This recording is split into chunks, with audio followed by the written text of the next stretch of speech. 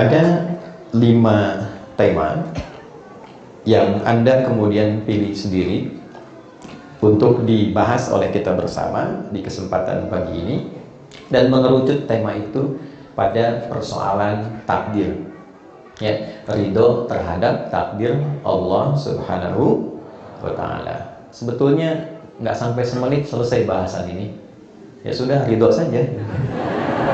Setelahnya jawab, kan?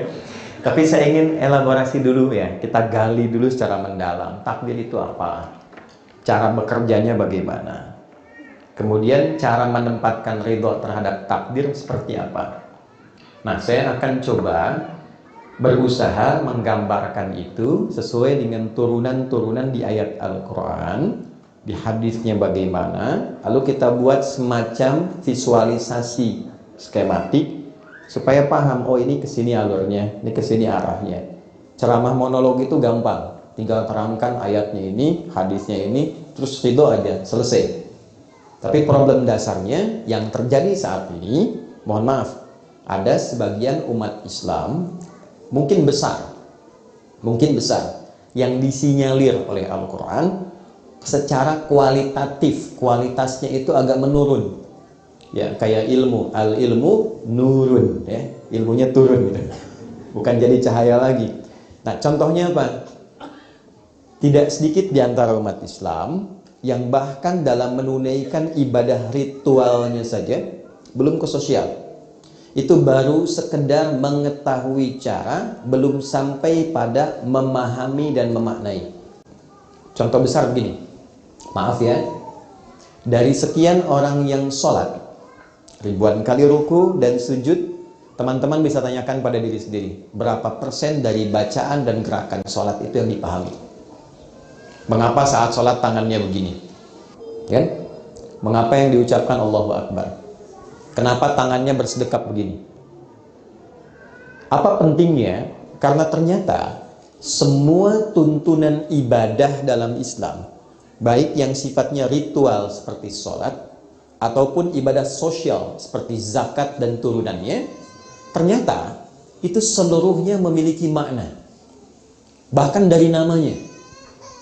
Oke, saya tanya teman-teman misalnya, nanti kita akan sholat kan, di waktu siang nanti kan, sholat apa namanya?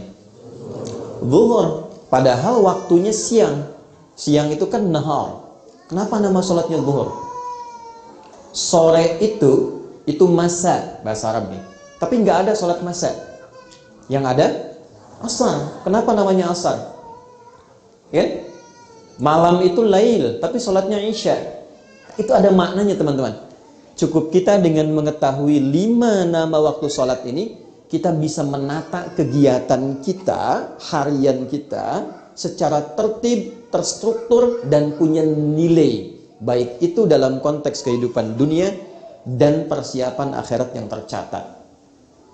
Apalagi kemudian kalau kita sudah masuk kepada prakteknya. Sambil contoh begini, secara cepat dan singkat.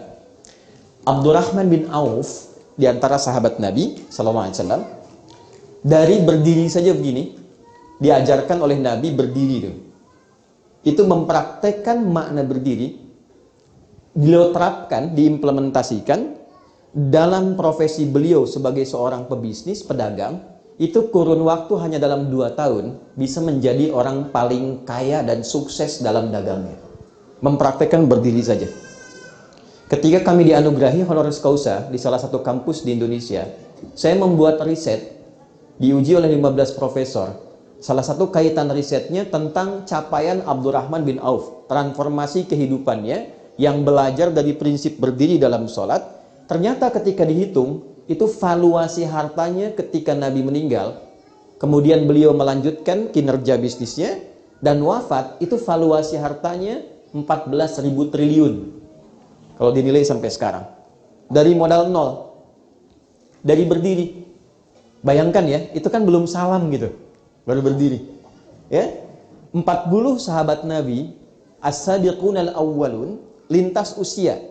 Kenapa dipilih oleh Allah dari anak paling kecil seperti Ibnu Abbas, dari sejak dini kecil, sampai kemudian berkembang jadi pemuda seperti Ali bin Abi Thalib, sampai yang senior seperti Abu Bakar As-Siddiq. itu ada di 40 orang pertama yang masuk Islam, termasuk di dalamnya ada yang perempuan-perempuan, dimanapun mereka berpijak, seluruhnya sukses dan bahagia hidupnya, sesuai dengan pilihan hidupnya masing-masing. Dan yang diajarkan pertama kali itu sholat. Itu yang menjadi rahasia kenapa dari kecil anak-anak kita itu diajarkan sholatnya dulu.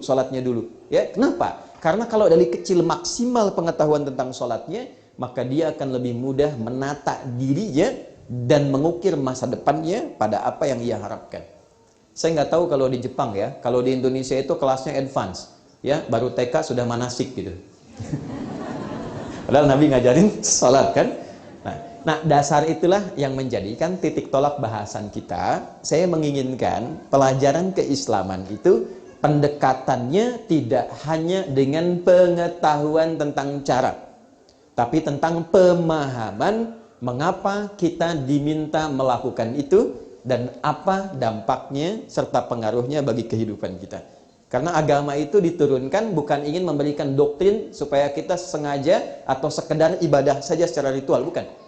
Tapi menjelaskan tentang pedoman berkehidupan kita sampai pulang. Nah, karena yang dipilih adalah tentang takdir, dari pendekatan itu kita akan coba bahas tentang pemahaman takdir baik dalam Al-Quran ataupun hadis-hadis Nabi Muhammad SAW. Saya ingin pastikan dulu supaya teman-teman bisa mengakses dengan lebih baik.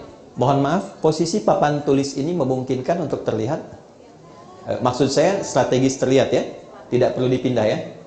Baik, maaf, yang di belakang ibu kelihatan nggak? Kelihatan ya? Baik. Ini belum saya tulis sudah kelihatan Pak. Ini imannya luar biasa nih. Aura Balai Indonesia ini memberikan pendekatan yang berbeda sehingga belum saya tulis sudah kelihatan. Oke. Kelihatan Bu? Akan tulisnya kelihatan. Oke. Ini saya tulis pakai hijau dulu ya. Takdir. Ya. Apa itu takdir? 5.000 ya. 10.000. Serius? 20.000.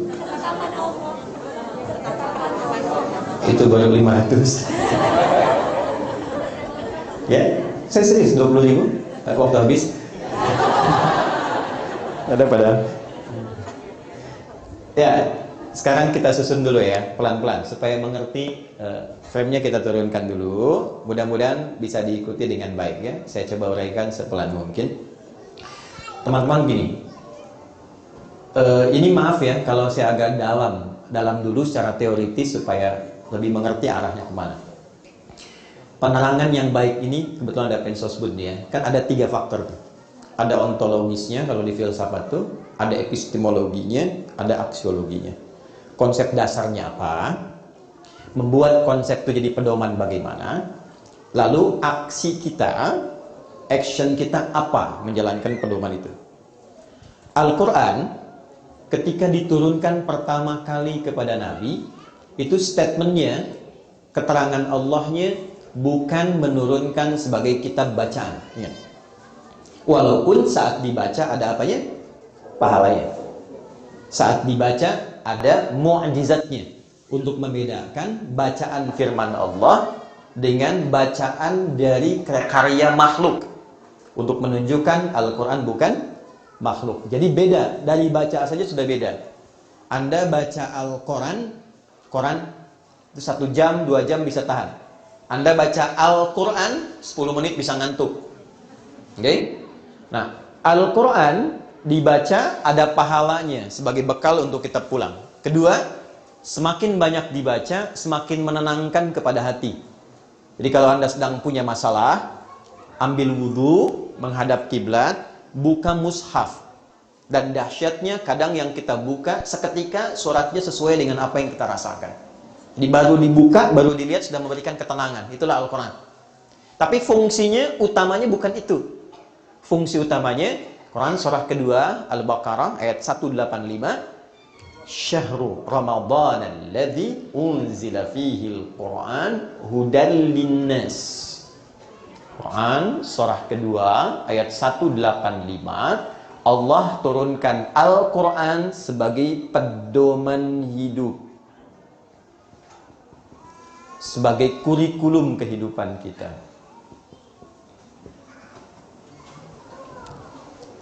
Jadi memosisikan Al-Quran 6.236 ayat, 30 juz, 114 surah, dari Al-Fatihah sampai dengan An-Nas, itu isinya kalau kita keluarkan seluruhnya tema-tema tentang kehidupan kita. Dari mulai dikandung, terlahir, tumbuh dewasa, sampai memilih pilihan hidup apa yang ingin dijalani. Dari kehidupan rumah tangga sampai ke aspek sosial. Ya, Imam Al-Bukhari itu, beliau menulis kitab fenomenal yang viral sampai sekarang, itu mengeluarkan tema di Al-Quran, keluarlah 97 tema. Lalu tema-tema ini dibuat secara tematik sesuai dengan aktivitas kehidupan kita yang pernah dicontohkan oleh Nabi. 97 tema, ada subtemanya. Ayatnya apa, hadisnya apa. Ayatnya apa, hadisnya apa. Dikeluarkan dari kegiatan harian Nabi selama 24 jam. Maka diberi namalah kitabnya Al-Jami' As-Sahih Al-Musnad Al-Mukhtasar min umuri Rasulillah sallallahu alaihi wasallam wa sunanihi wa ayyamihi. Coba ulangi. Okay. Karena kepanjangan, maka disingkat jadi Sahih Al-Bukhari. Jadi Sahih Al-Bukhari itu bukan kitab hadis yang berdiri tunggal, bukan. Itu adalah turunan dari tema-tema kehidupan yang diturunkan dari Al-Quran, lalu ayatnya dimasukkan, lalu disitulah dikuatkan dengan hadisnya. Misal, di sini kan ada mahasiswa pelajar misalnya. Keluarkan tema-tema terkait ilmu apa? Maka kita temukan di tema yang ketiga, namanya Kitabul Ilmi. Ya, maka di situ nanti ada ayatnya, menghafal yang bagus bagaimana, cara cepat memahami bagaimana, mengawali waktu untuk memulai kita belajar itu bagusnya hari apa, itu sampai ke harinya detil, baik laki-laki atau perempuan. Anda yang sering tanya, Ustadz, iman saya kadang naik turun gitu kan. Kalau naik semangat ibadah, kalau turun ya kadang-kadang yang pokok pun tertinggal. Cara naikkan dan menjaga supaya nggak turun bagaimana? Nanti itu ada di tema yang kedua, Kitabul Iman. Nah, ini yang saya maksudkan. Kita mengaji Quran dengan membaca, bagus. Tapi mengeksplor isi Quran dan mengeluarkan sesuai dengan tema kehidupan yang kita pilih sebagai profesi hidup, itu yang utama. Makanya saya sarankan, teman-teman kalau bikin pengajian, jangan bahas yang tinggi-tinggi. Anda sekarang apa profesinya? Misal, di sini ada pebisnis, pengusaha, pedagang. Kumpul aja teman-teman. Bikin komunitas di dunia usaha, lalu keluarkan ayat-ayat Qur'annya, hadisnya apa, itu yang digali terus, dipelajari, sampai paham bagaimana mengamalkan petunjuk Islam dalam dunia usaha. Nah, teman-teman yang perempuan, ibu misalnya di rumah tangga, sering kali bertanya, pernah nggak selama hidup mengeluarkan ayat-ayat tentang istri, tentang ibu? Itu lintas batas. Anda even mau tinggal di sini di Jepang, atau pindah kembali ke Indonesia, atau ke Arab, ya, tetap tuntunannya itu akan selalu senafas. Menjadi istri bagaimana, menjadi ibu bagaimana, jadi nenek bagaimana, dan turunan-turunan yang lainnya. Nah, seringkali sekarang didapati kajian itu terlampau tinggi, sehingga lupa untuk membahas apa yang kita pilih dalam hidup.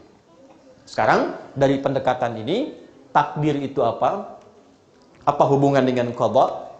Seperti apa menjalaninya kita supaya bisa ridha? Teman-teman, takdir disebutkan dan diuraikan kata ini sendiri setidaknya di 5 tempat dalam Al-Quran. Takdir. Oke, pelan-pelan. 1, kita temukan di Quran surah Al-An'am, surah yang ke-6, ayat 96.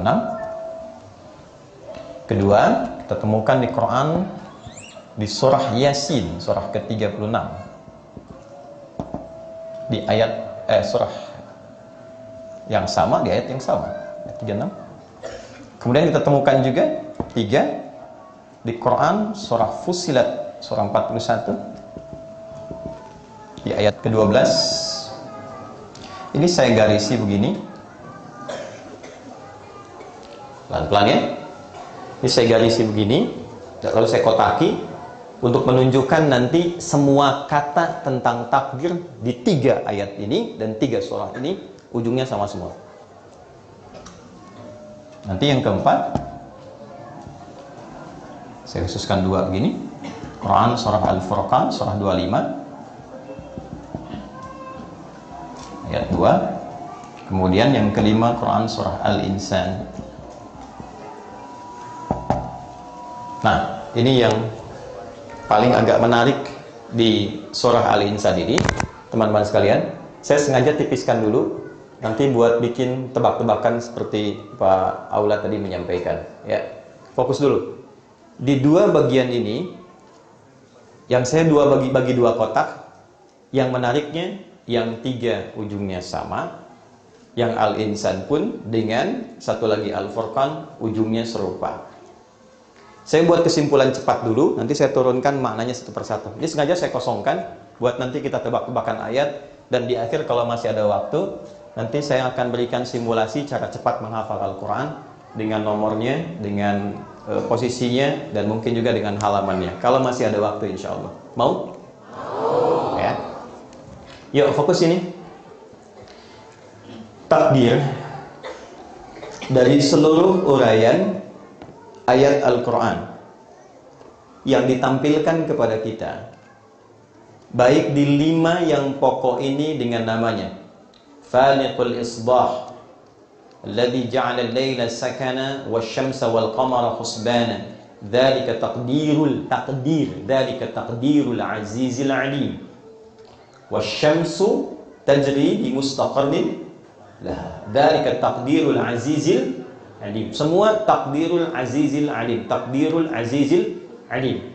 Hanya di 2 tempat nanti wa qaddaruha taqdira wa qaddara taqdira. 5 kata takdir di 5 tempat. Yang paling menarik, seluruhnya menguraikan hanya 1 makna yang utama saja. Saya tarik sini. Maaf ya, ini seperti kuliah supaya agak sedikit mendetil ya. Takdir adalah ketetapan yang disertai dengan ilmu Allah secara detil dan komprehensif tentang alur kehidupan di alam semesta serta sistem yang berjalan di dalamnya. Takdir adalah ketetapan Allah yang disertai dengan ilmu atau pengetahuan Allah yang komprehensif dan detil tentang alur kehidupan di semesta serta sistem yang menyertainya. Pelan-pelan ya. Secara singkat dari sini kita bisa memahami bahwa seluruh aspek kehidupan di semesta ini, baik terkait dengan kita manusia, alam tumbuhan, hewan, pergerakan seluruh tata surya yang berada di seluruh semesta ciptaan ini, pertama kita simpulkan seluruhnya tertata dan tersistem. Dulu satu. Jadi tidak ada kehidupan itu yang sifatnya tidak tertata. Semua kehidupan yang kita jalani dan seluruh makhluk yang menyertainya itu tertata dengan sistem. Satu.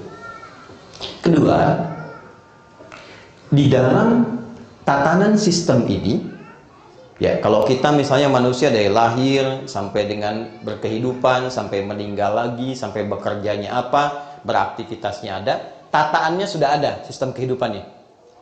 Jadi misal, kalau Anda memilih mengerjakan A secara sistem, ini konsekuensinya akan apa? Kalau memilih mengerjakan B secara sistem, konsekuensinya akan apa? Nah, dalam perjalanan tataan sistem itu, melekat di dalamnya pengetahuan sempurna dari Allah. Allah Maha tahu dari sebelum sistem ini dibuat, saat ini berjalan, sampai ini berakhir seluruhnya kembali kepada Allah Subhanahu wa Ta'ala. dalam konteks tertatanya sistem ini disertai oleh ilmunya Allah, pengetahuan Allah. Nah, berjalannya sistem kehidupan dan penyertaan ilmu Allah di dalamnya, itu yang disebut dengan takdir. Bisa dipahami nggak? Kalau saya ada di sini sekarang di hadapan Anda, bagian dari takdir bukan? Takdir. Oke. Allah tahu nggak? Tahu, dari sebelum datang sampai sekarang datang, sampai pulang, sampai saya berakhir kehidupan, Allah tahu. Secara singkat itulah apa namanya? Takdir. Anda ada di sini takdir bukan? Jelas sampai sini? Oke, satu. Dua, takdir sifatnya dibagi dua bagian. Ini yang saya ingin dasarnya saya pahamkan dulu sebentar ya. Takdir sifatnya dibagi berapa? Dua bagian. Turunkan dulu ya.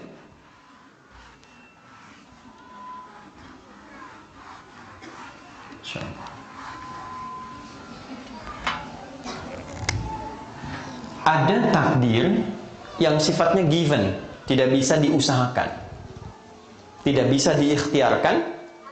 Namanya takdir mubram, dituliskan secara sempurna, pemberian dari Allah dengan hikmah tertentu. Namanya mubram, given, diberikan sebagai anugerah dengan hikmah tertentu. Kita nggak bisa milih, nggak ada pilihan. Contoh, saat terlahir bisa milih nggak? Tidak. Ya, yang paling menarik begini, ada yang mengharapkan laki-laki lahir perempuan, ada yang mengharapkan perempuan lahir laki-laki. Ya, siapapun levelnya, even itu orang misalnya soleh sekali atau perempuan solihah sekali, dia berdoa minta laki-laki, tapi kalau kehendak Allah dalam takdir ini perempuan, tidak akan bisa merubah takdirnya, tetap perempuan. Contoh, kenal Maryam?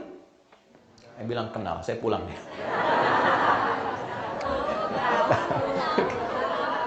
Tapi ini agak lumayan lah. Saya di Pekanbaru, sebelum kesini ceramah, saya tanya, kenal Firaun? Kenal. Saya agak khawatir waktu itu. Misal, Quran surah ketiga Ali Imran, ayat ke-35 sampai 36. Saya mau gambarkan gini, kenapa saya tanya Maryam. Maryam itu alaihissalam, Bunda Maria, sosok yang ditampilkan dengan terhormat dalam Al-Quran. Sosoknya mulia, terjaga diri, dihormati, solihah. Saking solihahnya, beliau itu kalau berdoa, bahkan belum berdoa, meminta rizki tentang dunia, itu seketika sebelum doanya terangkat, meminta, rizkinya sudah diberikan. Jadi kalau di mihrabnya itu butuh makanan, makanan sudah ada. Ya, butuh buah, buah sudah ada. Sampai paman yang mengasuhnya Nabi Zakaria ketika masuk ke mihrabnya, itu mengkonfirmasi kepada Maryam dari mana semua ini. Untuk menunjukkan di lisannya sudah kenal Allah atau belum. Nanti itu ada di ayat 37-nya. Kullama dakhala 'alaiha Zakaria al-mihraba wajada 'indaha rizqa. Setiap pamannya masuk ke mihrab beliau, mendapatkan rizki di dalamnya. Solehnya luar biasa. Ibunya pun itu solihah. Namanya Hannah. Ya, Hannah punya suami namanya Imran. Imran nanti punya saudara namanya Zakaria. Hannah punya saudari namanya Elyasobat. Kita kenal dengan Elizabeth. Nanti Zakaria dengan Elyasobat melahirkan John atau Yahya. Kemudian Imran dengan Hannah itu orang soleh dan solihah. Saking soleh dan solihahnya, semua orang dan pemuka agama pada saat itu menyimpulkan, karena ada gambaran dari kitab suci yang lalu, akan dilahirkan seorang nabi istimewa di era itu, dan mereka tandanya terlahir dari perempuan yang sangat solihah. Semua menyimpulkan, Hannah sedang mengandung, dan pasti yang lahir dari Hannah ini seorang laki-laki dan akan menjadi nabi. Maka saat kandungan itu membesar, Imran meninggal dunia, lahirlah kemudian dari Hannah itu yang diduga dan diharapkan laki-laki, ternyata yang lahir perempuan. Maka ketika lahir perempuan itu, keluarlah di lisan beliau yang mulia. Perhatikan kalimatnya. Quran surah ketiga ayat 36. Falamma wada'atha qalat rabbi inni wada'tuha unta. Maka ketika Hannah melahirkan itu, beliau langsung kemudian menyampaikan permohonannya kepada Allah dengan mengatakan begini, "Ya Allah, yang lahir perempuan. Padahal doa saya, harapan saya yang lahir laki-laki, sehingga bisa menjadi nabi yang dengan itu diharapkan menata lingkungan masyarakat di era itu." Maka apa jawab Allah? Perhatikan kalimatnya, ayat 36. Wallahu a'lamu bima wada'at wa laysa dzakaru kal untha. Allah Maha mengetahui. Ini yang saya katakan tadi. Nih, ilmu Allah. Tolong catat dan tandai ini ya. Karena nanti ini akan menjadi contoh kepada takdir-takdir yang lain. Karena kita melihat dari sudut pandang A yang terbatas, Allah menilai secara menyeluruh berdasarkan pengalaman dan nanti tahapan-tahapan hidup kita. Wallahu a'lamu bima wada'at. Allah Maha mengetahui terhadap siapa yang dilahirkan itu perempuan. Oke. Walaysa dzakaru kal untha, dan engkau berharap laki-laki, ternyata yang lahir perempuan. Aku lebih tahu, kata Allah, dengan ilmuku tentang yang lahir ini, dan jangan salah menilai bahwa perempuan pun punya keistimewaan yang tinggi di hadapan Allah yang berbeda dengan laki-laki. Ini hikmahnya. Jadi ketika semua berharap laki-laki unggul, laki-laki punya kehebatan tertentu, laki-laki yang bisa jadi nabi dan rasul, Allah berikan persepsi yang lain supaya tidak ada kesan bahwa ketika lahir perempuan itu sifatnya rendah. Disimpulkan setengah laki-laki. Disimpulkan tidak punya keistimewaan yang seperti laki-laki miliki. Kata Allah, di perempuan pun ada keistimewaan yang laki-laki nggak punya. Ya, jadi ini untuk memberikan kesan kalau lahir laki-laki, alhamdulillah. Kalau lahir perempuan pun, alhamdulillah. Karena Allah Maha tahu tentang hakikat kehidupan kita. Nah, di titik inilah kemudian ditunjukkan tentang kekuasaan Allah melalui penetapan takdir yang sifatnya tidak bisa dirubah. Paham nggak sampai sini? Ya, itu satu bagian pertama. Jadi kalau kita mendapatkan takdir yang sifatnya seperti itu, yang diperlukan dari diri kita bukan merubah takdir. Karena sampai kiamat kurang 2 hari pun gak akan bisa dirubah. Sehari lagi buat sadar bahwa itu salah. Lalu ada kesempatan taubat itu. Ya? Nah, tapi tugas kita menemukan hikmahnya. Apa yang diinginkan Allah dari keadaan diri saya yang saya terima saat ini. Itu yang kita cari. Jadi bukan cari perubahannya. Yang dicari adalah hikmah.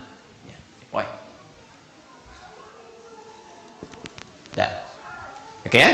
Nanti dalam kajian yang berbeda kita bisa bahas misalnya perempuan bagaimana, laki-laki bagaimana, sehingga bisa menempatkan takdir perempuan sesuai dengan jalan hidupnya.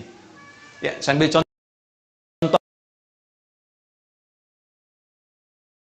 Laki-laki itu di bahasa Arab standar, mau di Al-Quran, mau di hadis, namanya cuma satu.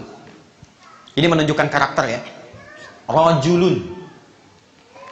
Sendirian. Kalau banyakan, tetap hurufnya masih sama. Hanya ditambah alif menunjukkan banyak. Rijalun. Dari ra, satu. Jim, kemudian lam.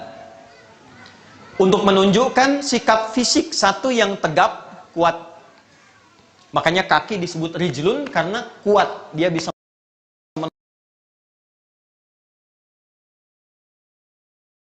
melambai, nah itu kehilangan kelaki-lakiannya gitu. Ya. Tegap, berwibawa, kokoh. Nah, itu sifatnya rajulun. Maka ketika Anda dicipta, saya dicipta sebagai laki-laki, ada fungsi fisikal yang membedakan dengan perempuan. Kekuatan ada di sini, perlindungan ada di sini, ketegasan ada di sini. Dari suaranya sudah punya aura perlindungan dan disiapkan, namanya pun beda. Nggak bisa Anda siang, kalau malam Nia misalnya. Nggak bisa. Ya. Nah, itu secara fungsional, fisik. Jadi dari nama saja dan dari tampilan fisik itu sudah punya arti. Arahnya ke sini. Difungsikan seperti ini. Kenapa laki-laki nanti diberikan satu instrumen pencarian nafkah? Karena dengan sifat ini rujuliahnya. Kembali ke perempuan.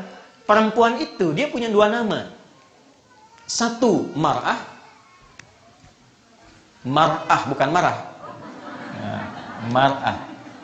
Ibu-ibu pemarah, mar'ah. Mar'atun. Itu artinya mar'ah nggak, Bu? Ini ibu loh. Yang nggak dimiliki oleh laki-laki. Dari kata muru'ah. Muru'ah itu satu sosok yang senang tampil indah. Beda dengan laki-laki. Ya, kita keluar baju sedikit ya lecek begini kan, kita santai saja kan. Perempuan tidak bisa di stop kita sebentar. Rapikan dulu. Ya kan? Pengajian, dandan dulu. Kadang-kadang pakai seragam, ya kan? Kadang nanya sama suami gitu kan. Ayah bagus mana ya? Yang merah atau yang biru? Anda bilang biru ya, oh, kayaknya merah deh. Ya. Dia nanya tapi udah punya jawaban. Begitu dipakai, putih. Nah, itulah perempuan tuh. Nah. Kedua, senang tampil terhormat. Ya, jadi kalau disampaikan apa-apa selalu ingin menjaga gitu, image dan sebagainya. Yang ketiga, ini yang paling penting. Sampai orang Arab bikin peribahasa di sini. Ya, mar'ah itu seakar dengan kata muru'ah, juga punya padanan mir'ah untuk menunjukkan sifat perasa yang begitu dalam. Sifat rasa seperti cermin. Ya, nanti saya tunjukkan. Itu sebabnya nanti kenapa perempuan senang bercermin. Di rumah dia bercermin. Ya, turun di mobil tadi sempat ngaca lagi kan? Ya kan? Lihat ngaca di sini, cek lagi. Itu perempuan. Laki-laki nggak punya. Kita standar ya. Tapi lihat kalimatnya, al-mar'atu kal mir'ati. Hurufnya sama, cuma beda harokat. Pindahkan ke kasrah. Tahu cermin kan, Bu ya? Kalau saya lempar cermin itu sampai pecah, bisa nggak disambung lagi? Bisa. Tapi dia tidak memantulkan bayangan yang sempurna. Anda mesti ingat, kalau nanti setelah menikah, kalau perempuan terlukai, dia mudah memaafkan, tapi sulit melupakan apa yang dia alami.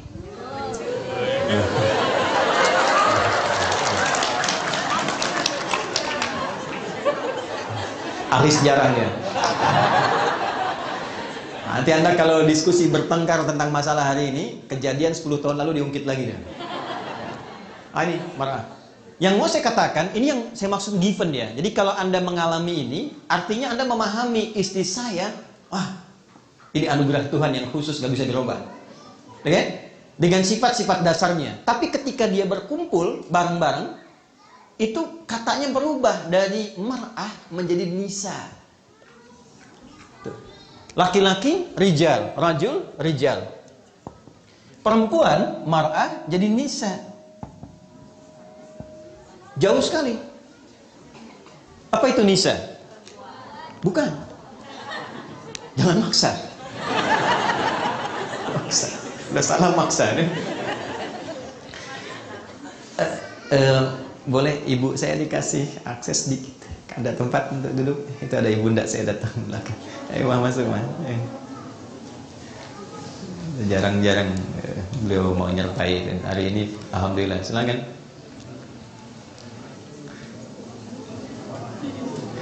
Gak apa-apa. Kalau nggak ada, nggak apa-apa. Di tempat kasih bangku aja.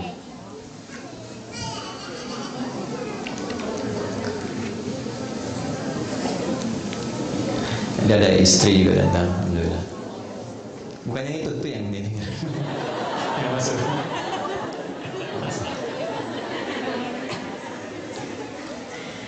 Ya, saya termasuk golongan yang bertauhid, istrinya satu.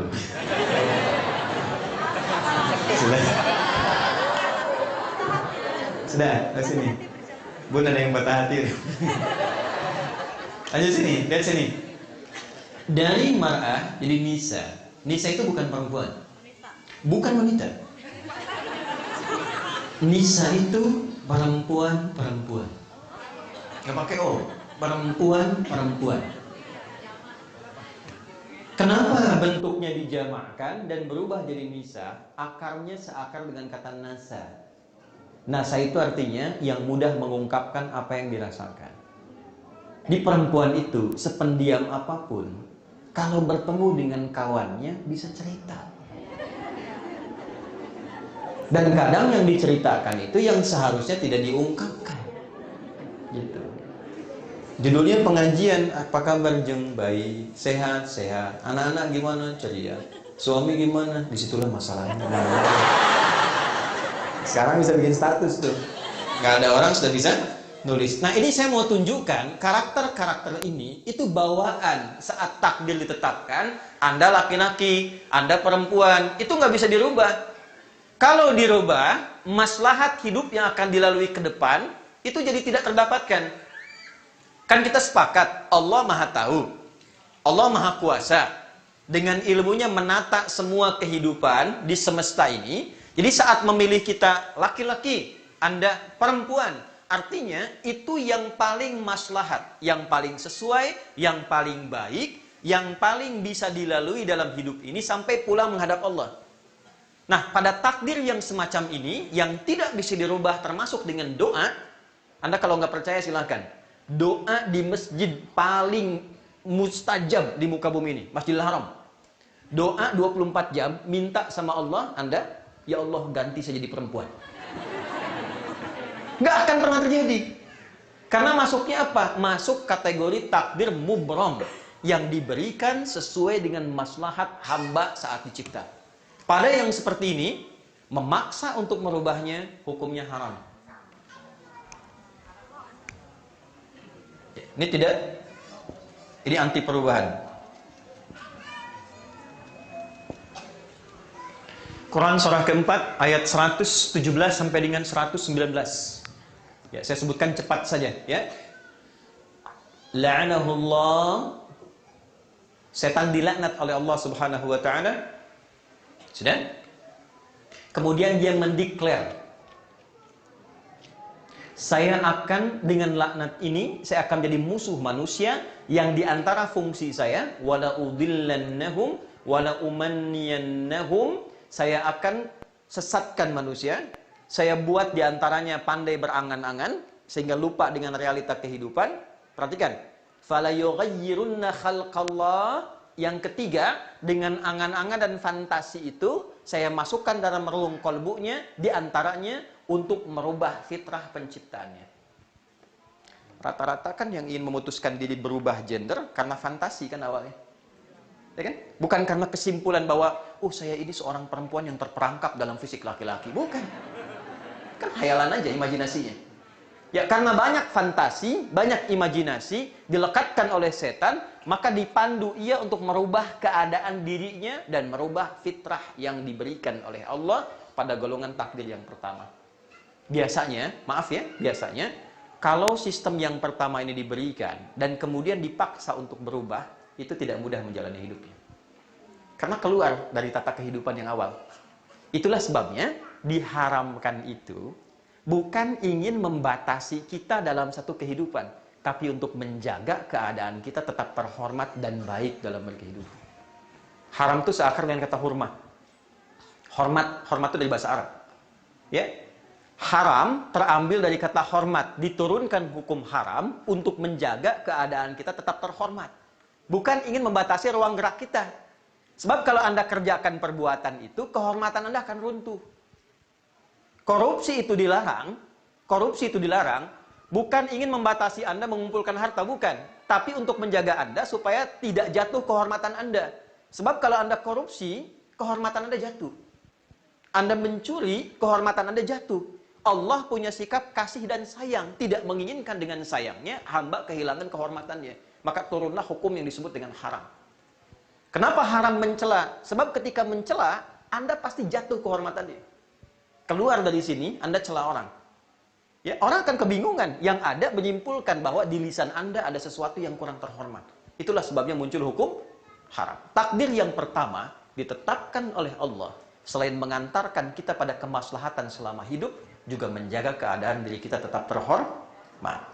Kalau nggak percaya ya, Anda keluar dari sini, langsung katakan pada istrinya, mama apa kabar, gitu ya. Kehormatan Anda hilang itu seketika. Nah ya, satu, paham ini ya? Jadi nggak usah aneh-aneh. Pada sesuatu yang ditoleransi, boleh. Misalnya rambut dicat misalnya kan. Nah, dengan cat yang dibenarkan. Yang tidak benar kan cat tembok, cat apa? Cat yang dibenarkan dari sudut pandang warna, ya, misalnya merah gitu, boleh, ya. Tapi yang menunjukkan kepalsuan itu dihukumi terlarang. Untuk menunjukkan saya masih tetap muda, sehingga yang putihnya diganti jadi hitam, saya kan, supaya kelihatan muda. Dengan motif itu, motifnya yang dilarang asalnya, bukan catnya. Motifnya yang dilarang. Tapi kalau Anda ingin cat untuk menunjukkan sesuatu yang lebih baik, misalnya menunjukkan semangat tanpa menutupi asal fitrah, itu masih boleh dibenarkan. Jelas sampai sini? Baik, jadi tampilan-tampilan yang ada tugasnya mengeksplor, bukan merubah keadaan dirinya. Saya nggak tahu sampai saat ini Anda sudah mengeksplor itu atau belum. Misal, ini kan tadi saya katakan, pernah nggak mengeluarkan ayat-ayat tentang perempuan, tentang laki-laki? Ya, fungsi mata apa, fungsi telinga apa?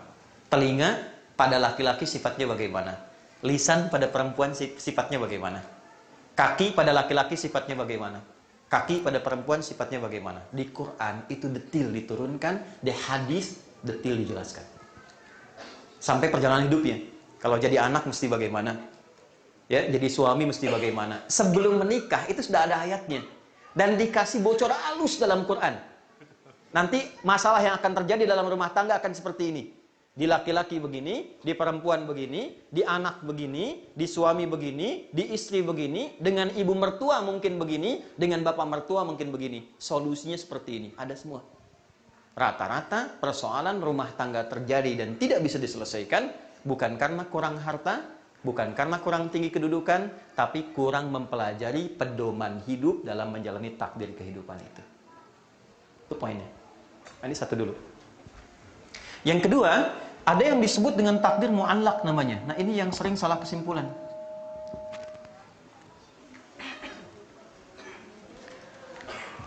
Takdir mu'allaq itu mu'allaq.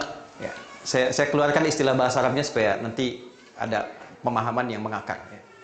Takdir mu'allaq itu adalah sistem kehidupan yang telah ditetapkan oleh Allah, dibuat. Tapi dalam pelaksanaannya, kita diberi pilihan untuk menjalani, diikat dengan pilihan. Ya. Mu'allaq itu yang terikat. Ya. Mu'allaq itu yang terikat. Takdir yang Allah susun dalam sistem kehidupan, tapi diikat dengan pilihan, dikembalikan kepada hamba untuk memilihnya. Jelas ini? Saya beri contoh.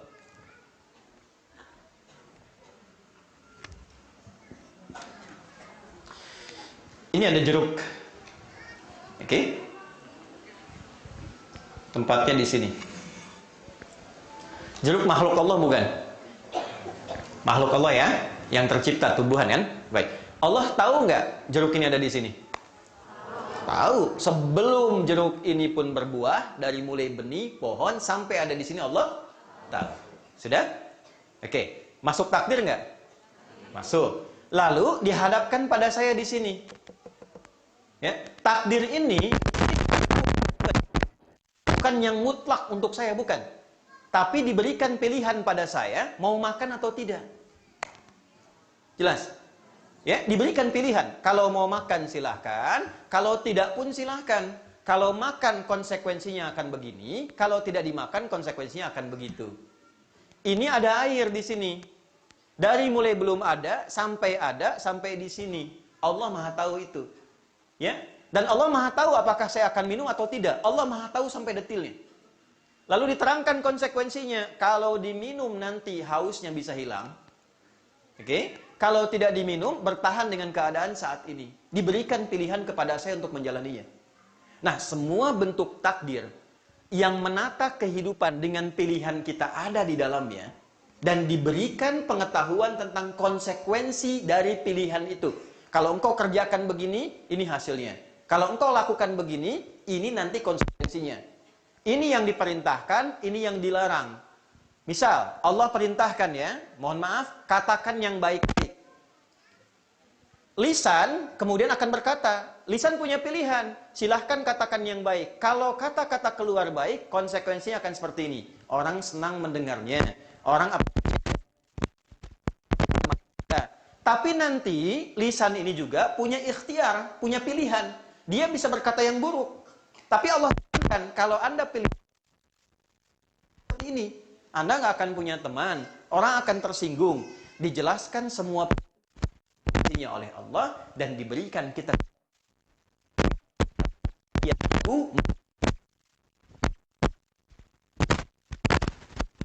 itulah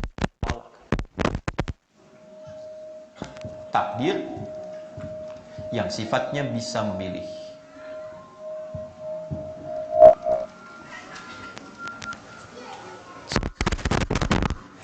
Saya informasikan saja ya kepada semuanya, kita ini belum mulai, kita masih muqaddimah. Ingat itu. Sampai jam berapa kita? Ya, saya mau antarkan dulu supaya kita paham. Nanti yang mana yang bahas itu yang kita urai. Ini bisa dipahami? Baik. Kalau terhadap apa, maka kita mesti paham takdir itu apa. Kalau ingin katakan seri pertama, maka Anda menjadi laki-laki ridha. Anda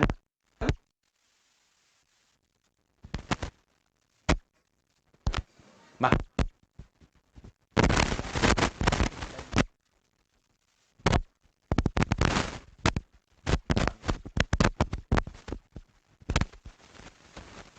kita sebagai laki-laki istimewanya apa saja? Tugas turunan fungsi kehidupannya. Setelah mengetahui itu, optimalkanlah dalam kehidupan kita.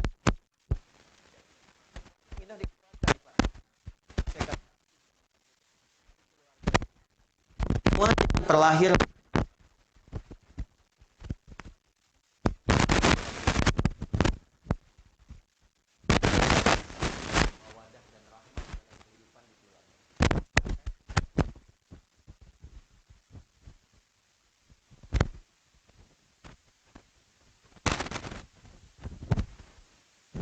kelengkapannya, yang kurang di suami ditemukan di istri.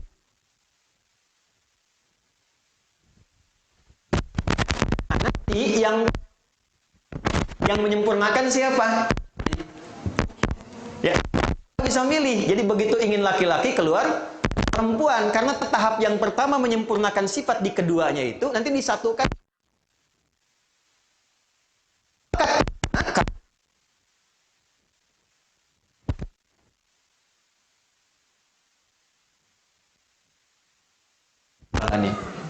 Nanti pertamanya begitu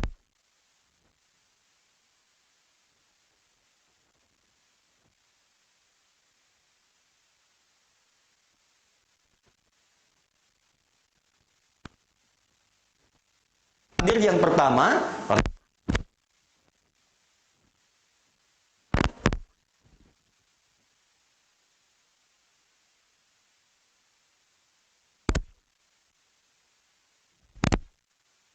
kita runtutkan kayak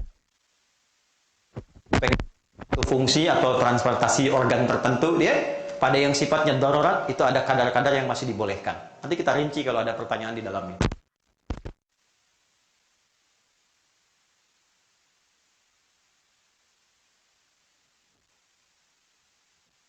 Manipulatif itu masih dibolehkan. Tapi mohon maaf ya, ini saya kasih satu rahasia besar. Tapi mohon jagain di antara kita saja.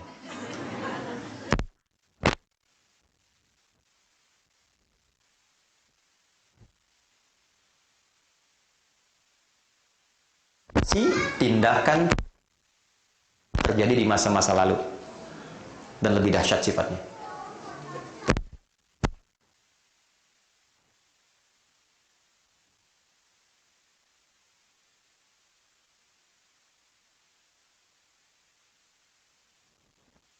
Kan itu pahalanya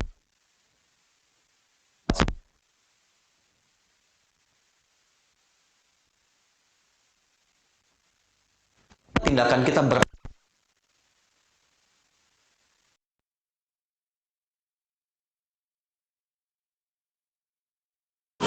ya kan? Oke, perempuannya ada yang lesbi tidak?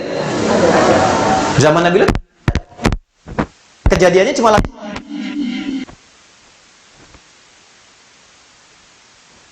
yang laki-laki penyuka sejenis ada, yang perempuan ada, bahkan itu bahkan ya hanya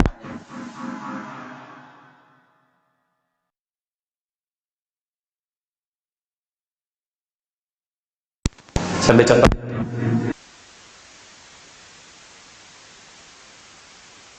akan tiba masa pergantian era terus sampai mendekat kiamat. Tandanya apa? Perhatikan kalimatnya. Tandanya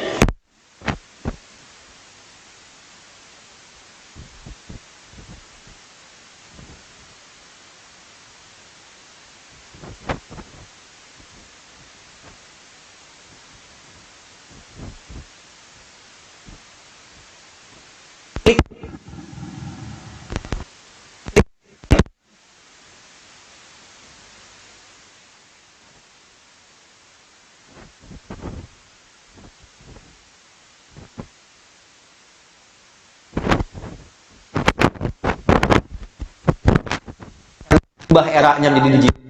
Kemudian makin banyak dan sosialnya makin meningkat. Dulu offline, sekarang berubah jadi online. Bandung di Cimahi,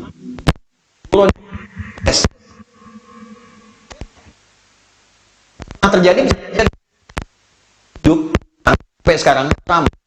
Nah, saya menerangkan garam.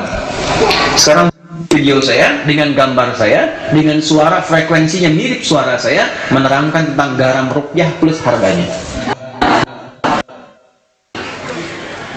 Nah, karena era maka gambaran-gambarannya saat berubah, saat kepercayaan pada diri mulai menurun, saat kemudian eksistensi tubuh pada bagian yang pertama mulai pengen diganti. Ketika Anda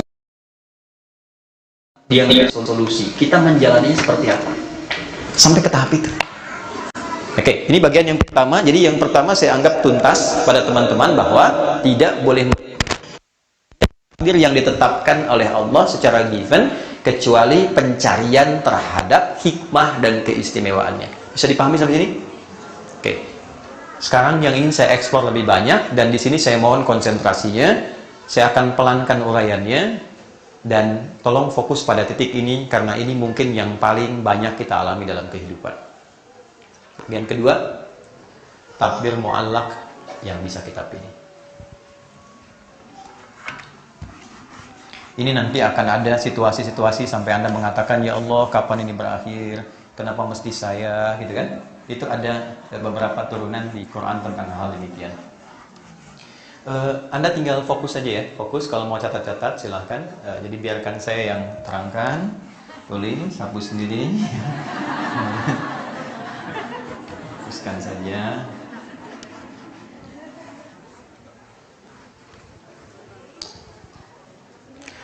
Yuk, yang kita bahas tuh satu, ini takdirnya.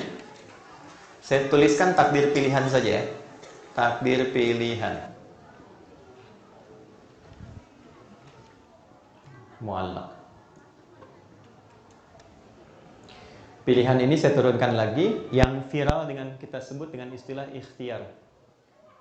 Ayo beri ikhtiar dong, ayo beri ikhtiar dong, kan? Pernah ya? Oke. Pelan-pelan.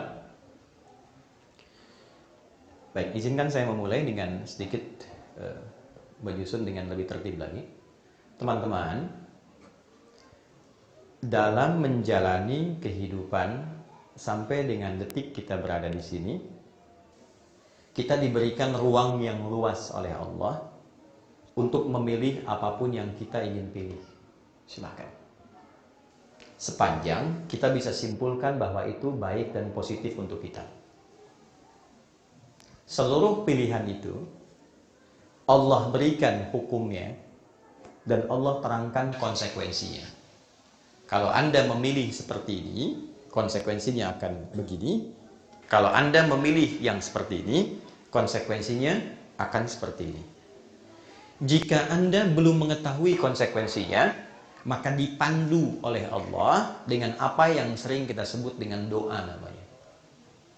Di tengah-tengahnya dalam pilihan ini sertai dengan doa. Ini kita temukan diantaranya di Quran surah ke. Ya, langsung sebutkan surahnya saja supaya mudah diketahui. Surah Al-A'la. Di ayat 1 sampai 3. Sabbihisma rabbikal a'la alladzi khalaqa. Nah, khalaqa fasawa itu yang takdir mubram. yang telah menciptakan kita dan menyempurnakan kita. Jadi ini sudah sempurna, nggak usah dirubah-rubah lagi. Setelah itu, walladzi qaddara fahada. Lalu menuntun kita lewat takdir yang kedua yang bisa kita pilih, fahada, dan memberi petunjuk kepada kita bagaimana cara memilih jalan yang benar dalam hidup. Sudah? Pertanyaan pertama, kenapa diberi pilihan? Nggak langsung saja Allah tetapkan. Kamu begini, kamu kerjakan ini, ya? Kalau sifatnya demikian, Allah tetapkan langsung tanpa kita memilih, maka akan hampa kehidupan di muka bumi ini. Tidak akan ada inovasi, nggak akan ada kreasi, dan tidak ada hikmah penciptaan kita di muka bumi ini yang sifatnya untuk membangun. Nggak ada kamera nih untuk merekam, baju-baju nggak akan berwarna. Ya, kenapa? Karena semuanya sudah by design, Allah saja yang tetapkan. Jadi kita tidak akan merasakan kenikmatan berkehidupan dalam apa yang kita jalani sampai dengan detik ini. Karena begitu saja monoton. Sudah, begitu ya begitu. Nggak ada pilihan. Nah, untuk itu, itulah hikmahnya. Kenapa malaikat tidak ditugaskan menjadi khalifah di bumi? Malaikat tugasnya khusus. Karena semua yang terkait dengan malaikat itu hanya satu tugas saja yang Allah berikan. Atas kehendak Allah begitu. Dia nggak bisa milih. Contoh, ada malaikat yang dicipta itu untuk tasbih saja. Subhanallah, subhanallah, subhanallah. Dia nggak bisa hamdalah. Hamdalah dong. Subhanallah, subhanallah. Itu aja. Ya. Nanti kita insya Allah kalau kembali pulang pada Allah dan diperkenalkan, kita akan lihat. Jadi nanti ada yang kerjanya di aras saja. Yang sujud, nggak bangun-bangun, sujud, dicipta untuk sujud saja. Dan dia nggak bisa mengerjakan yang lain. Ya, malaikat maut yang kita kenal Israel, tugasnya nyabutin nyawa aja. Walaupun dia jengkel pada objek yang dicabut, dia nggak bisa tukar. Ya, Fir'aunnya tuh, ya, boleh bikin status tuh. Fir'aunnya ngaku Tuhan, hobinya bunuh orang, yang nyabut tetap malaikat maut, malaikat Israel. Dia nggak bisa katakan pada Jibril, saya sebel banget sama orang ini, kamu aja yang cabut. Nggak bisa. Ya, itu ada secara konseptual di Quran surah 66 ayat ke-6. La ya'sunallaha ma amarahum wa yaf'aluna ma yu'marun. Malaikat tidak punya bakat maksiat dan hanya mengerjakan tugas tupoksinya satu tanpa kreativitas. Nggak ada maksiat. Pernah dengar malaikat Jibril korupsi ayat saya? Ya, tupoksinya satu itu. Karena itu malaikat kinerjanya monoton karena di situ aja. Kalau dia turun ke bumi nggak akan ada kreativitas. Balai Indonesia jangan harap bisa ada ini. Yang ada nanti malaikat di pojok Shizuoka cuma zikir aja. Ya, di Saitama tasbih aja. Ya nanti begini-begini aja hidupnya, tidak ada kreativitas. Itulah malaikat. Ya, tapi malaikat tidak punya bakat maksiat, sempurna sebagai hamba karena keinginan Allah pada makhluk ini hanya satu tugas, selesai. Ya. Manusia beda. Manusia dalam hidupnya sejak tercipta diberikan bakat pilihan yang terinstal dalam penciptaannya, sudah ada dalam jiwanya. Itu di Quran surah 91 Asy-Syams ayat 7 sampai 10. Wa nafsin wa ma sawwaha fa'alhamaha fujuraha wa taqwaha. Di sini di instalan hati atau jiwanya itu sudah ada jiwa takwa, sudah ada fujur. Milik. Jadi instalasi diri kita ketika mulai terbentuk jadi manusia, ya, mohon maaf, itu memang sudah berikhtiar untuk menjalani sebagai persiapan menjalani pada takdir yang kedua. Hikmah adanya takdir pilihan itu untuk satu, memberikan kesempatan pada hamba supaya memiliki inovasi dan kreativitas dalam membangun bumi ini. Dan satu. Oke. Yang kedua, diberikannya sifat pilihan ini untuk mengoptimalkan dan mengaktifasi potensi akal secara sempurna. Ya, sebab manusia disebut manusia itu dengan 3 unsur dalam dirinya. Mesti hati-hati ya. Dan ini yang perlu kita optimalisasi. Ini saya mohon maaf, saya agak lompat-lompat sedikit supaya mengingatkan. Ini manusia, ada fisiknya, should have a body, ini. kedua ada akalnya, ketiga ada rohnya, spiritnya. Ini disebut manusia. Hilang satu ini, maka hilang kemanusiaannya. Ya. Fisiknya tidak ada, oke? Ini gentayangan. Nggak akal dengan roh saja. Hilang akalnya, hewan. Oke? Hilang akalnya jadi hewan. Makanya hewan kan nggak punya pilihan. Hewan bebas saja, karena nggak punya akal. Ya? Nggak bisa dia memilih dan nggak bisa dia punya etika, punya norma. Ya, beo bisa bicara, tapi dia nggak bisa katakan, permisi Pak, boleh nggak buang kotoran di sini? Nggak bisa. Ya, ketika dia ingin buang, dia buang. Ketika ingin berkicau, dia berkicau. Nggak punya ikhtiar, seadanya saja. Hilang rohnya, meninggal. Dan tiga-tiganya mesti dirawat. Fisik dirawat dengan makanan yang menyehatkan, akal dirawat dengan pengetahuan yang kita gali dan optimalkan, roh dilawat dengan memberikan nilai-nilai spiritual. Kita sholat itu untuk merawat roh. Kalau tidak ada gelisah, lelah, tertekan, makanya sabar dan sebagainya di sini tempatnya. Kalau nggak ada sabar ini cepat sekali mengakhiri kehidupan. Karena nggak ada penopangnya dari dalam. Nah inilah beruntungnya kita dalam Islam, semua menunya diajarkan oleh Allah. Kalau mau makan bagaimana supaya sehat, kalau mau belajar bagaimana supaya kuat, dan supaya rohnya bisa diisi dan dirawat dengan baik, agar sempurna fungsi-fungsi ini secara baik. Nah teman-teman sekalian, perhatikan baik-baik. Fungsi menjalani takdir yang kedua, itu leadernya, itu ada di sini. Tempatnya di sini. Perintahnya di situ. Kalau akal nggak punya perintah, dia cuma merumuskan saja. Ya bagaimana supaya apa yang diperintahkan oleh jiwa itu, supaya cepat dieksekusi oleh fisik. Ya, misal, di jiwa perintahkan minum, maka akal merumuskan sepersekian detik, cepat, kepada tangan, cepat ambil. Ambil, tuangkan. Setelah tuangkan, minum dengan tangan kanan. Ucapkan bismillah misalnya. Itu sepersekian detik. Tapi kesimpulan untuk memilihnya, itu ada di sini. Nah, ini yang kalau tidak dirawat, maka ini yang menjadikan manusia seringkali gelisah, bahkan cenderung bertindak tidak positif dalam kehidupannya. Maka sekarang, pembahasan ini, di waktu yang tersisa, kita harus tujukan pada dua hal. Apa saja jenis takdir-takdir yang sifatnya pilihan itu. Yang kedua, bagaimana secara konseptual kita membimbing jiwa kita supaya bisa menuntun kepada takdir yang benar, dan jika salah pilih, kita bisa kembali kepada jalan yang soleh. Di dua inilah sisa bahasan kita, kurang lebih 15 menit ke depan. Setelah itu diskusi kan, saya jawab.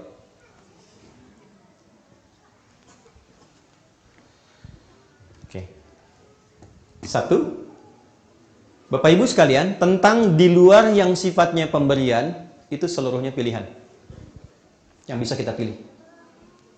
Tapi ingat, di dalam pilihan itu ada penjelasan juga tentang konsekuensinya. Contoh, profesi.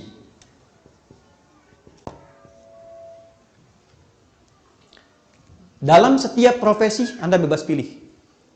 Cuma bebas itu pilihannya diikat oleh dua hal. Satu, profesi yang baik. Profesi yang tidak baik, buruk. Ini ada yang salah, ini ada yang salah.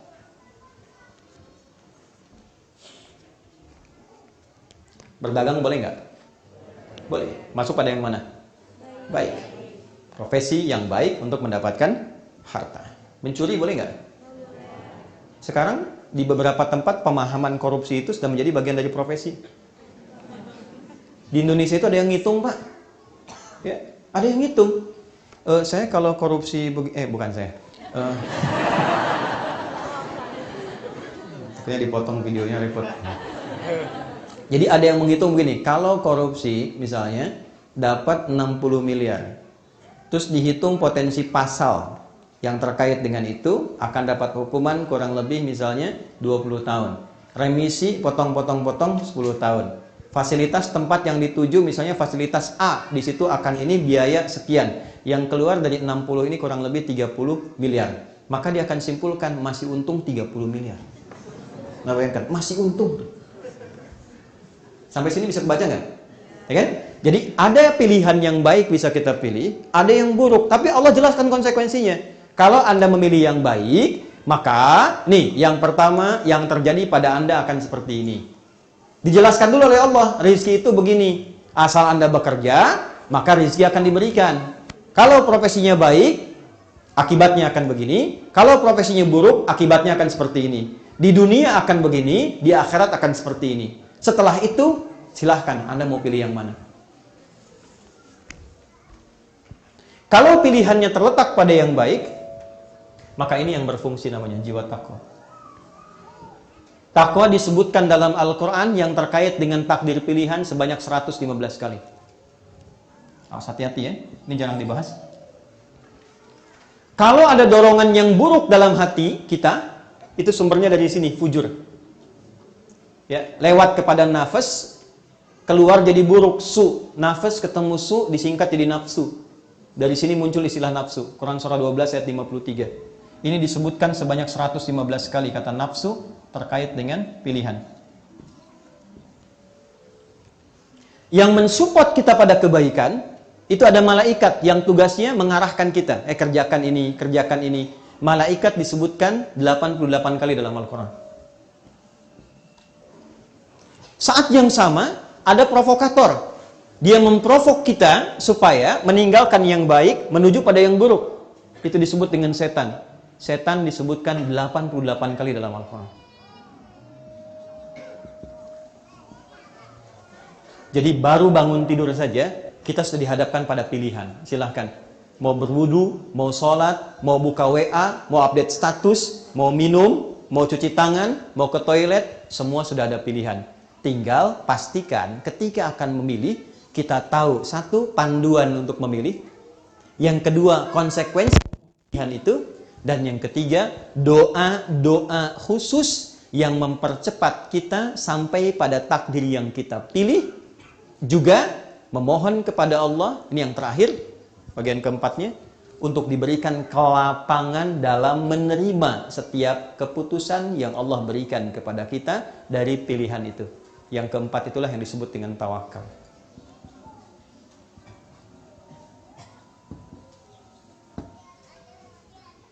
Oke.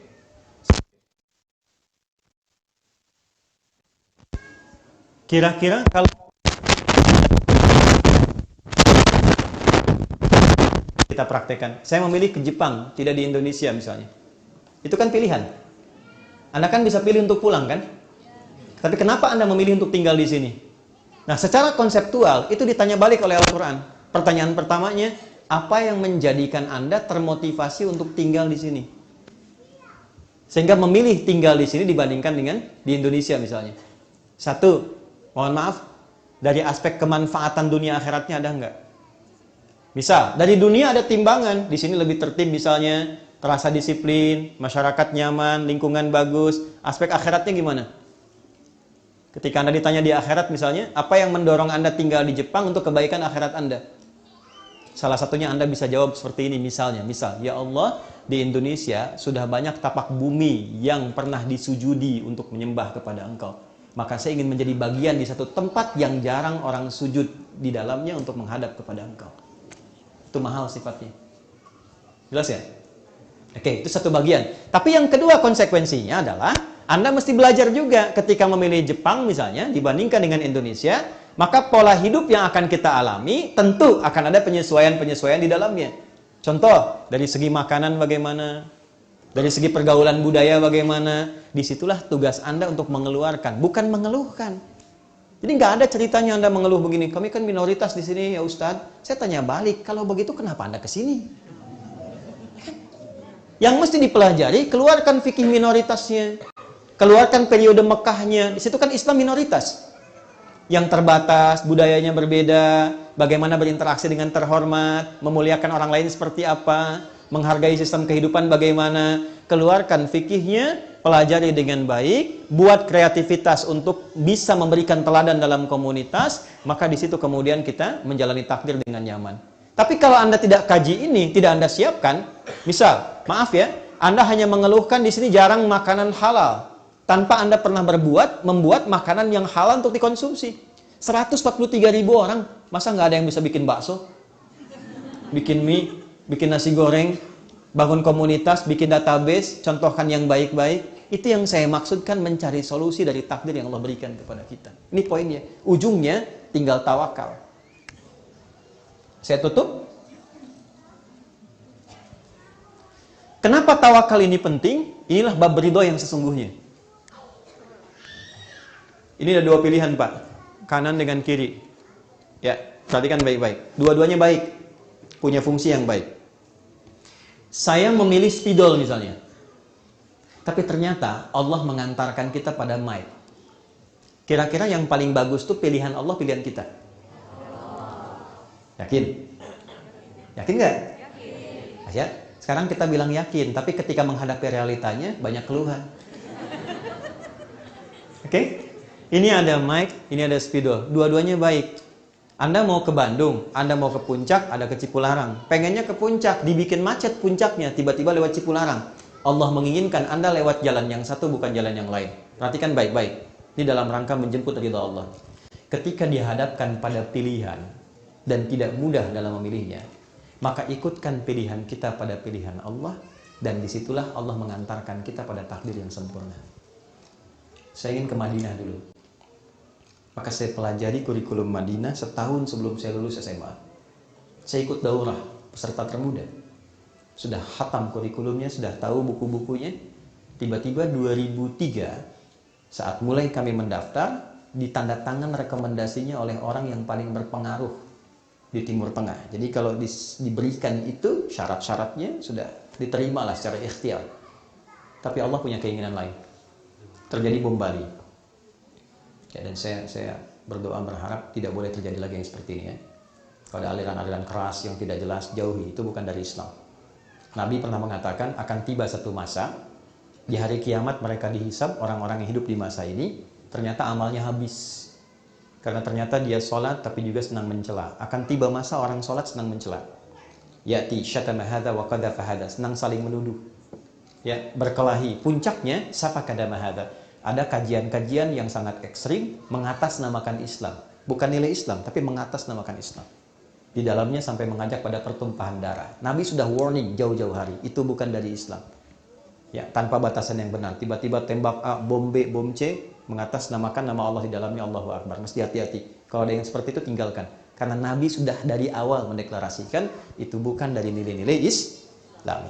Artinya, ada yang datang membuat frame seakan-akan Islam terlibat di dalamnya.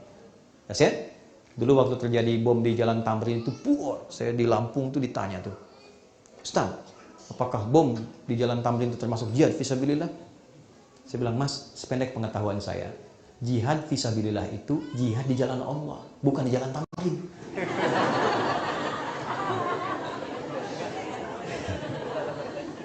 Balik sedikit ya. Bom di Bali terjadi, semua ditutup Bu, Pak, beasiswa. Akhirnya apa yang terjadi? Harap-harap ke Madinah, ternyata transit di Madinah Ciputat, di UIN. Sampai semester 5, saya ngambil percepatan, tinggal satu tahap lagi untuk wisuda. Untuk bikin skripsi waktu itu. Ya, saya ngambil semester pendek ke atas, cepat. Ternyata ada telepon. Ya, nak mau nggak ke Tripoli? Carikan orang dulu, 2 orang untuk ke Tripoli. Saya dapat 1. Secara singkat, setelah saya sampaikan ada 1. Kenapa Adinda saja nggak temani?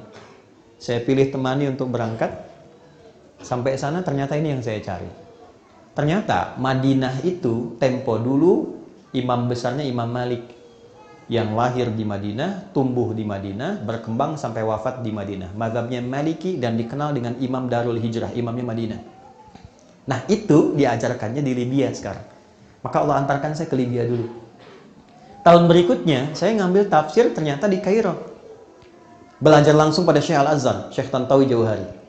Maka belajar di Bu'uth, saya belajar ke Alexandria, beliau saya ikut belajar, sampai pulang saya dapat hadiah kitab Al-Wasit, tafsirnya beliau. Dan di situ saya belajar mazhab Syafi'i. Dari situ 2010 saya diantarkan juga ke Mekah.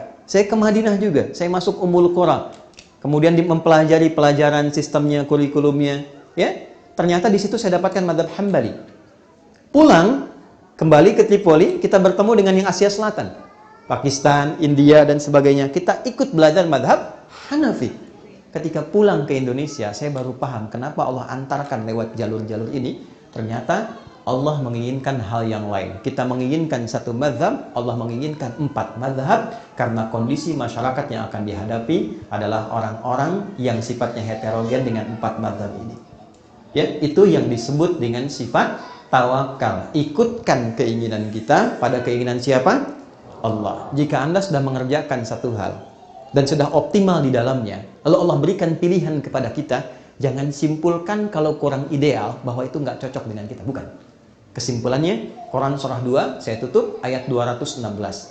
Kutiba alaikumul qitalu wa huwa kurhul lakum. Kalau Anda berhadapan dengan takdir yang serasa kurang menyenangkan, tolong atasi dulu keadaan hatimu yang masih belum stabil. Perangi perasaan yang tidak baik.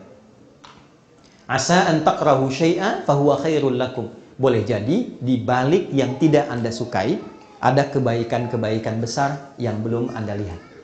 Wa asa an tuhibbu syai'an wa huwa syarrul lakum. Tapi di balik yang Anda harapkan, menurut Anda ideal, kata Allah itu sebetulnya kurang baik buat engkau. Logikanya apa? Rasionalisasinya bagaimana? Wallahu ya'lamu, karena Allah tahu masa depan. Jadi saat Allah ngasih ke kita itu desainnya sampai masa depan. Kamu akan begini, ini solusinya. Kamu akan begini, kekuatannya seperti ini.